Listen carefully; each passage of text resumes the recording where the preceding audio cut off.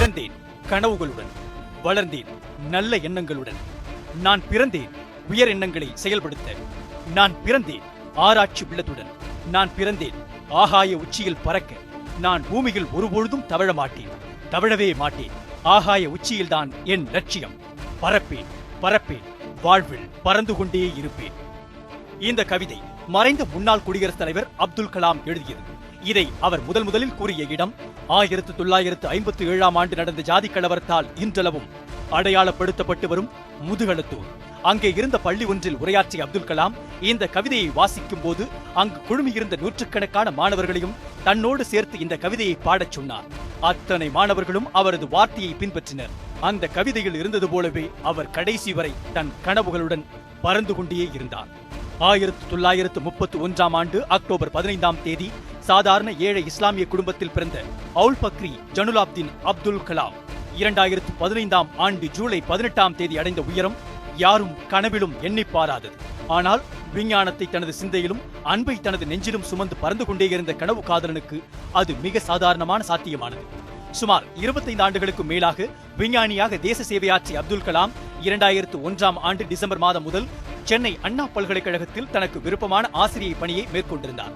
2002 June 10 அன்று vision to mission என்கிற தலைப்பில் பாடம் எடுத்த அப்துல் கலாமிடம் மாணவர்கள் சரமாரியாக கேள்வி கணைகளை தொடுத்துக் கொண்டிருந்தனர்.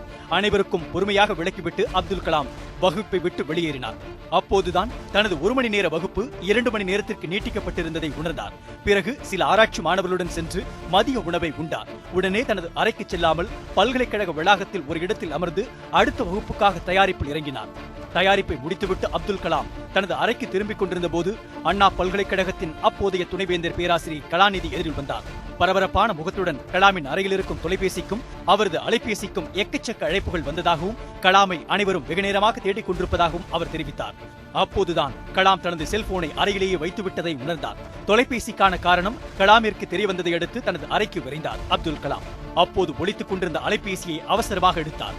பிரதமர் உங்களுடன் பேச விரும்புகின்றார், அலைபேசி அருகிலேயே இருங்கள் என்றது ஒரு குரல். பிரதமரின் அழைப்புக்காக காத்திருந்த நேரம் அப்துல் கலாமின் அலைபேசிக்கு ஆந்திரா முதல்வர் சந்திரபாபு நாயுடுவிடமிருந்து அழைப்பு வந்தது. அந்த அழைப்பை ஏற்று அப்துல் கலாமிடம் பிரதமர் உங்களை சிறிது நேரத்தில் அழைப்பார், அவர் என்ன கேட்டாலும் சரி என்று சொல்லுங்கள், தயவு செய்து மறுத்து விடாதீர்கள் என்றார் சந்திரபாபு நாயுடு. அவர் பேசிக் கொண்டிருக்கும் போதே பிரதமர் வாஜ்பாயிடமிருந்து அழைப்பு வந்தது. வழக்கமான நலம் விசாரிப்புகள் முடிந்ததும் ஒரு முக்கியமான செய்தி சொல்லவே அழைத்தேன் என்று கூறிய பிரதமர் வாஜ்பாய் பாஜக தலைமையிலான கூட்டணி கட்சிகளின் கூட்டத்தில் அனைத்து கட்சி உறுப்பினர்களும் அப்துல் கலாம் குடியரசுத் தலைவராக வேண்டும் என்று ஒருமனதாக விரும்புகின்றார்கள் என்று கூறினார். தொடர்ந்து அப்துல் கலாமின் பதிலுக்கு காத்திராமல் குடியரசுத் தலைவருக்கான வேட்பாளரை அன்று இரவே அறிவிக்க வேண்டும் என்பதால் முடியாது என்று சொல்ல வேண்டாம் என்று கேட்டுக்கொண்டார். முடிவெடுக்க முடியாமல் திணறிய அப்துல் கலாம் வாஜ்பாய் எனக்கு 2 மணி நேரம் அவகாசம் தாருங்கள் என்று கேட்டுக்கொண்டார். ஆம், பிரதமரை பெயர் சொல்லி அழைக்கும் அளவில் அவருக்கு நெருக்கமானவராக இருந்தார் அப்துல் கலாம். அடுத்த 2 மணி நேரம் தனது வாழ்விலேயே தான் அதிகம் குழம்பிய நேரம் என்று தெரிவித்துள்ளார் அப்துல் கலாம். அப்துல் கலாம் முன்பாக 2 பாதைகள் இருந்தன. ஒன்று, தான் விரும்பிய அமைதியான ஆசிரியை பணியை மேற்கொண்டு மாணவர்களை அறிவில் சிறந்த இளைஞர்களாக உருவாக்குவது, அல்லது தினம் தினம் சிக்கல்களை எதிர்கொள்ள நேரும் குடியரசுத் தலைவர் பொறுப்பை ஏற்றுக்கொண்டு இளைஞர்களை லட்சியவாதிகளாக்கி 2020க்குள் இந்தியாவை வல்லரசு நாடாக மாற்றுவது. 2 மணி நேரத்தில் சுமார் 30க்கும் மேற்பட்ட அலைபேசி அழைப்புகள் மேற்கொண்டார். தனக்கு தெரிந்த அனைவரிடமும் கருத்துக்களை கேட்டார் அப்துல் கலாம். 2 மணி நேரத்தில் பிரதமர் அலுவலகத்திலிருந்து மீண்டும் அழைப்பு வந்தது. திரு வாஜ்பாய், எதிர்க்கட்சிகளும் என்னை குடியரசுத் தலைவராக தேர்ந்தெடுக்க விரும்பினால் நான் குடியரசுத் தலைவர் தேர்தலில் போட்டியிட தயார் என்றார் அப்துல் கலாம். 5 நிமிடத்தில் குடியரசுத் தலைவருக்கான வேட்பாளரை பாஜக அறிவித்தது. 15 நிமிடத்தில் தேசமெங்கும் அப்துல் கலாமின் பெயர் உச்சரிக்கப்பட்டது. அன்று இரவே சோனியா காந்தியை சந்தித்த வாஜ்பாய் அப்துல் கலாமை ஆதரிக்குமாறு கேட்டுக்கொண்டார். இதனைத் தொடர்ந்து தங்களது கட்சியினருடன் கூட்டணி கட்சிகளுடன் ஆலோசித்த சோனியா காந்தி அப்துல் கலாமை ஆதரிக்க சம்மதம் தெரிவித்தார். ஆனால் அப்துல் கலாமை ஏற்க மறுத்த மார்க்சிஸ்ட் கம்யூனிஸ்ட் கட்சி நேதாஜி சுபாஷ் சந்திரபோஸ் தலைமையிலான இந்திய தேசிய ராணுவத்தில் தளபதியாக இருந்த கேப்டன் லட்சுமி சாகலை தங்களது கட்சி சார்பாக குடியரசுத் தலைவர் வேட்பாளராக நிறுத்தியது. அப்துல் கலாம் சிறந்த விஞ்ஞானி என்பதில் சந்தேகமில்லை. ஆனால் அரசியல் குறித்து அவருக்கு என்ன தெரியும் என்று கேள்விகள் எழுப்பப்பட்டன. மேலும் 2002 நடந்த குஜராத் கலவரத்தில் தம் மீது விழுந்துள்ள மதவெறி அடையாளத்தை துடைத்துக் கொள்ள இஸ்லாமியரான அப்துல் கலாமை பாஜக முன்னிறுத்துவதாக விமர்சனங்கள் எழுந்தன. அதில் உண்மையும் இருக்கத்தான் செய்தது. தற்போதைய பிரதமர் மோடி குஜராத் மாநில முதலமைச்சராக இருந்தபோது 2002 பிப்ரவரி மாதம் இந்து இஸ்லாமியர்களிடையே மத கலவரம் வெடித்தது. இந்த கலவரத்தில் 254 இந்துக்களும் சுமார் 800 இஸ்லாமியர்களும் கொல்லப்பட்டதாக அரசு தெரிவித்தது. ஆனால் 2000க்கும் மேற்பட்டோர் இறந்திருக்கலாம் என்று அரசு சாரா தொண்டு நிறுவனங்கள் அறிவித்தன. இது தவிர கர்ப்பிணி பெண்கள் உட்பட பல்வேறு இஸ்லாமிய பெண்கள் பாலியல் வன்கொடுமைக்கு ஆளாக்கப்பட்ட சம்பவங்களும் கைக்குழந்தைகள் எரித்துக் கொள்ளப்பட்ட கொடூரங்களும் நிகழ்ந்தேறின. இந்த சம்பவங்களால் இந்தியாவே அதிர்ச்சியில் உறைந்த நிலையில் பாஜக அரசு மீது மதவெறி சாயம் அழுத்தமாக படிந்திருந்தது. இந்த சம்பவத்தை தேசிய அவமானமாக கருதிய வாஜ்பாய் இனி எந்த முகத்தை வைத்துக் கொண்டு வெளிநாடுகளுக்கு செல்வேன் என்று நிவாரண முகாம்களில் வெளிப்படையாக கேட்டார். மேலும் இதற்கு பொறுப்பேற்று அப்போதைய குஜராத் முதலமைச்சர் நரேந்திர மோடி பதவி விலக வேண்டும் என்று அவர் விரும்பினார். ஆனால் அப்போது மத்திய உள்துறை அமைச்சராக இருந்த லால் கிருஷ்ண அத்வானி குஜராத் முதல்வராக மோடியை தொடர வேண்டும் என்று வலியுறுத்தினார். அவருக்கு ஆதரவாக மேலும் பல அமைச்சர்கள் இருந்ததை அடுத்து பாஜக மீதான மதவெறி சாயத்தை போக்க அப்போது வர இருந்த குடியரசுத் தலைவர் தேர்தலில் இந்து அல்லாத ஒருவரை குடியரசுத் தலைவராக்க வேண்டும் என்று விரும்பினார் வாஜ்பாய். இதைத் தொடர்ந்து பாரம்பரிய கிறிஸ்தவரும் மகாராஷ்டிராவின் அப்போதைய ஆளுநருமான PC அலெக்சாண்டரின் பெயர் குடியரசுத் தலைவர் தேர்தலுக்காக முன்மொழியப்பட்டது. இதைத் தொடர்ந்து ஊடகங்கள் PC அலெக்சாண்டரின் வாழ்க்கை குறிப்புகளை வெளியிடத் தொடங்கின. கிட்டத்தட்ட PC அலெக்சாண்டர் தான் பாஜக கூட்டணியின் குடியரசுத் தலைவர் வேட்பாளர் என்று உறுதி செய்யப்பட்ட நிலையில் அந்த முடிவுக்கு முட்டுக்கட்டை போட்டார் மறைந்த பாஜக மூத்த தலைவர் பிரமோத் மகாஜன். கிறிஸ்தவர் ஒருவரை குடியரசுத் தலைவராக ஆக்கினால் அது பின்னாளில் கிறிஸ்தவரான சோனியா காந்தி பிரதமராக மறைமுகமாக உதவும் என்று கூறினார். திருப்பதி உள்ளிட்ட இந்து கோவில்களுக்கு சென்று தான் எல்லா மதத்தினருக்கும் உரியவர் என்று சோனியா காந்தி நிறுவ முயன்று வந்த காலகட்டத்தில் பிரமோத் மகாஜனின் கூற்றை ஏற்றது பாஜக. இதையடுத்து PC அலெக்சாண்டரை வேட்பாளராக அறிவிக்கும் முடிவை கைவிட்டதும் அப்போது துணை ஜனாதிபதியாக இருந்த கிருஷ்ணன் காந்தி பெயர் பரிந்துரைக்கப்பட்டது. சுதந்திர போராட்ட காலகட்டத்திலிருந்து அரசியலில் ஈடுபட்டு வருபவரும் தற்போது IIT என்று அழைக்கப்படுகின்ற பனாரஸ் இந்து பல்கலைக்கழகத்தில் பட்டம் பெற்றவருமான அவருக்கு ஆதரவுகள் அதிகரித்தன. ஆனாலும் மாற்று மதத்தினர் ஒருவர் குடியரசுத் தலைவராக வேண்டும் என்று விரும்பிய பாஜக இஸ்லாமிய வேட்பாளரை நிறுத்த முடிவு செய்தது. அப்போதைய தலைமை நீதிபதி AM அகமதி உட்பட பலரது பெயரும் இடம்பெற்றிருந்த பட்டியலில் வாஜ்பாய் தேர்வு செய்த பெயர் அப்துல் கலாம். ஆனால் இப்பெயரை முன்மொழிந்த அப்போதைய பாதுகாப்புத்துறை அமைச்சர் ஜார்ஜ் பெர்னாண்டஸுக்கே கலாம் இதற்கு சம்மதம் தெரிவிப்பார் என்கிற நம்பிக்கை இல்லை. ஆனால் அப்துல் கலாமின் பெயருக்கு மட்டுமே அத்வானி உட்பட பலரும் ஒருமனதாக சம்மதம் தெரிவித்தனர். அப்துல் கலாமின் பெயரை பாஜக முன்மொழிவதை விட வேறு மதசார்பற்ற தலைவர் ஒருவர் முன்மொழிந்தால் நன்றாக இருக்கும் என்று யோசனை கூறினார் பிரமோத் மகாஜன். சில நாட்களுக்கு முன்பு சோனியா காந்தியுடன் மனக்கசப்பில் இருந்த சமாஜ்வாதி தலைவர் முலாயம் சிங் யாதவ் அப்துல் கலாமின் பெயரை கூறினார். ஆனால் ஊடகங்கள் உட்பட யாரும் அப்துல் கலாமின் பெயரை தீவிரமாக எடுத்துக் கொள்ளவில்லை. அதனால் அப்துல் கலாம் பெயர் அறிவிக்கப்பட்டது பலருக்கும் ஆச்சரியத்தை ஏற்படுத்தியது. ஜூன் 18ஆம் தேதி தனது வேட்புமனுவை தாக்கல் செய்த அப்துல் கலாமிடம் பத்திரிகையாளர்கள் சரமாரியாக கேள்வி அணுகுண்டுகளை வீசினர். எல்லாவற்றுக்கும் சிரித்துக் கொண்டே பதிலளித்த கலாம் குஜராத் கலவரம், அயோத்தி ராமர் பால பிரச்சனை குறித்த கேள்விகளுக்கு கல்வியும் பொருளாதார வசதிகளும் முறையாக அனைவருக்கும் சென்று சேர்ந்திருந்தால் சமூக ஏற்றத்தாழ்வுகள் ஒழிந்துவிடும் என்று கூறினார். 2002ஆம் ஆண்டு ஜூலை 15ஆம் தேதி குடியரசுத் தலைவருக்கான தேர்தல் நடைபெற்றது. 3 நாட்களுக்கு பிறகு தேர்தல் முடிவுகள் வெளியாகின. பாஜக, காங்கிரஸ், அதிமுக, தெலுங்கு தேசம், சமாஜ்வாதி உள்ளிட்ட பலம் பொருந்திய கட்சிகளின் ஆதரவை பெற்ற அப்துல் கலாம் 9,22,884 ஓட்டுகள் பெற்று குடியரசுத் தலைவர் தேர்தலில் வெற்றி வாகை சூடினார். அவரை எதிர்த்து போட்டியிட்ட கேப்டன் லக்ஷ்மி சாகல் 1,07,366 ஓட்டுகள் மட்டுமே பெற்றார். திரிபுரா, மேற்கு வங்கத்தை தவிர மற்ற அனைத்து மாநிலங்களிலும் பெருவாரியான ஆதரவோடு சுதந்திர இந்தியாவின் 11வது குடியரசுத் தலைவராக தேர்ந்தெடுக்கப்பட்டார் அப்துல் கலாம். 2002 ஜூலை 25ஆம் தேதி குடியரசுத் தலைவர் பதவியேற்பு விழா நடைபெற்றது. 1000 பேர் கொள்ளளவு கொண்ட நாடாளுமன்ற சென்ட்ரல் ஹாலில் நாடாளுமன்ற உறுப்பினர்கள், சட்டமன்ற உறுப்பினர்கள், அரசியல் தலைவர்கள், அதிகாரிகள் தவிர 100 பேர் மட்டுமே பதவியேற்பு விழாவில் பங்கேற்க முடியும். தனது குடும்ப உறுப்பினர்கள் மட்டுமே 37 பேர் உள்ள நிலையில் எண்ணிக்கையை 150ஆக உயர்த்த வேண்டும் என்று கேட்டுக்கொண்டார் அப்துல் கலாம். எண்ணிக்கை உயர்த்தப்பட்டதும் தனது நெருங்கிய நண்பர்களில் முக்கியமானவர்களை மட்டுமே விழாவுக்கு அழைத்தார் அப்துல் கலாம். அப்துல் கலாமின் இயற்பியல் ஆசிரியர் உட்பட ஆசிரியர்களும் ராமேஸ்வரத்தில் உள்ள கோவில், சர்ச், பள்ளிவாசல் ஆகியவற்றின் தலைமை பொறுப்பில் இருப்பவர்களும் கலந்து கொண்டனர். இது தவிர இந்தியா முழுவதும் இருந்து சுமார் 100 பள்ளி குழந்தைகளும் கலந்து கொண்டனர். இதனால் அந்த இடமே வெப்பமண்டலமாக இருந்ததாக பின்னாளில் கலாம் குறிப்பிடுகின்றார். குஜராத்தில் இஸ்லாமிய மக்கள் கொன்றொழிக்கப்பட்டதை மறைக்கவே அப்துல் கலாம் குடியரசுத் தலைவராக்கப்பட்டுள்ளார் என்கிற கருத்து பரவலானதை அடுத்து குஜராத் கலவரத்தால் பாதிக்கப்பட்டவர்களை நேரில் சந்தித்து ஆறுதல் கூற முடிவெடுத்தார் அப்துல் கலாம். இதுகுறித்து அறிந்த அப்போதைய பிரதமர் அடல் பிஹாரி வாஜ்பாய் கொந்தளிப்பான இந்த காலகட்டத்தில் குஜராத் செல்ல முடிவெடுத்திருக்கிறீர்களா என்று அப்துல் கலாமிடம் கேட்டார். அதற்கு குஜராத்தில் பாதிக்கப்பட்டுள்ள மக்களுக்கு முதல் குடிமகனாக ஆறுதல் கூற வேண்டியது எனது முதல் பெரும் கடமையாக கருதுவதாக பதிலளித்தார் அப்துல் கலாம். அப்போதைய சூழலில் குஜராத் செல்ல வேண்டாம் என்று அறிவுறுத்திய பிரதமர் வாஜ்பாய், அப்படி கலாம் மக்களுக்கு ஆறுதல் சொல்ல போனால் நரேந்திர மோடி குடியரசுத் தலைவரின் வருகையை புறக்கணிக்கப் போவதாக தெரிவித்துள்ளதாக கூறினார். குடியரசுத் தலைவராக செல்லும் முதல் பயணமே அம்மாநில அரசின் ஒத்துழையாமையோடு நடக்க வேண்டாம் என்று வாஜ்பாய் கேட்டுக்கொண்டதை கலாம் ஏற்றுக்கொண்டார். இருப்பினும் மத காரணங்களுக்காகவும் வாழ்க்கை முறை வேறுபாடுகளுக்காகவும் சட்டத்திற்கு புறம்பாக வன்முறையில் ஈடுபடுவதை என்ன காரணம் சொன்னாலும் ஏற்றுக்கொள்ள முடியாது என்று பின்னாளில் குஜராத் சம்பவம் குறித்து கலாம் தெரிவித்திருந்தார். குடியரசுத் தலைவராக பொறுப்பேற்ற பின் இந்தியாவில் இருக்கும் பள்ளி கல்லூரிகளுக்கு சென்று சிறப்புரை ஆற்றத் தொடங்கினார். தொடர்ந்து பல்வேறு தரப்பு மாணவர்களையும் சந்தித்து அவர்களை கனவு காணச் சொல்லி ஊக்கப்படுத்தினார். மாணவர்களும் அவரை ஓவியத்திலும் கவிதையிலும் வடித்து கொண்டாடினார்கள். அவரது எளிய வாழ்வு மக்களின் மனதில் அவருக்கு ஒரு தனி இடத்தை தரச் செய்தது. அப்துல் கலாமிற்காக ரசிகர் மன்றங்கள் திறக்கப்பட்டன. நடிகர் அல்லாத ஒருவருக்காக பட்டி தொட்டி எங்கும் ரசிகர் மன்றங்கள் உருவாகின என்றால் அது ஏபிஜே அப்துல் கலாம் அவர்களுக்கு மட்டுமே சாத்தியமானது. சினிமாவிலும் அப்துல் கலாமை பற்றி உயர்வாக பேசும் வசனங்களும் பாடல்களும் இடம்பெற்றன. இந்தியா மட்டுமல்லாமல் வெளிநாடுகளிலும் தனது பேச்சால் முத்திரை பதித்தார் அப்துல் கலாம். ஐநாவில் அவர் ஆற்றிய உரை இன்றளவும் வைரலாகி வரும் ஒன்று என்பது குறிப்பிடத்தக்கது. இளைஞர்கள் மீது நம்பிக்கை வைத்ததோடு மட்டுமல்லாமல் அவர்களுக்கு உந்து சக்தியாகவும் விளங்கினார் கலாம். தான் பைலட்டாக வேண்டும் என்று 1958ஆம் ஆண்டு முயன்று அதில் தோல்வியுற்ற கலாம் தனது 74வது வயதில் குடியரசுத் தலைவரான பின்னர் போர் விமானமான Su-30 MKI பிளங்கர் என்ற விமானத்தை 30 நிமிடங்கள் ஓட்டி தனது கனவை நிறைவேற்றிக் கொண்டார்.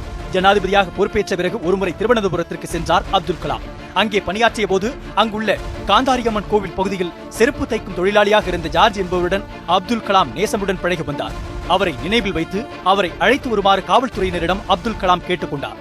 திருவனந்தபுரம் நகர் முழுவதும் சுற்றி ஜார்ஜை தேடிய போலீசார் அவரை கண்டுபிடித்து ஆளுநர் மாளிகைக்கு அழைத்து வந்தனர். அவரை கண்டதும் அப்துல் கலாம் கேட்ட முதல் கேள்வி, சாப்பிட்டீர்களா? ஜனாதிபதியாக பல அலுவல்கள் இருந்த போதிலும் அவருடைய மாறாத நேசத்தை உணர்ந்த ஜார்ஜ் நெகிழ்ச்சியில் கண் கலங்கினார். இதற்கெல்லாம் இடையில் இந்தியாவின் குடியரசுத் தலைவராக அவர் பல சிக்கல்களை எதிர்கொள்ள வேண்டியிருந்தது.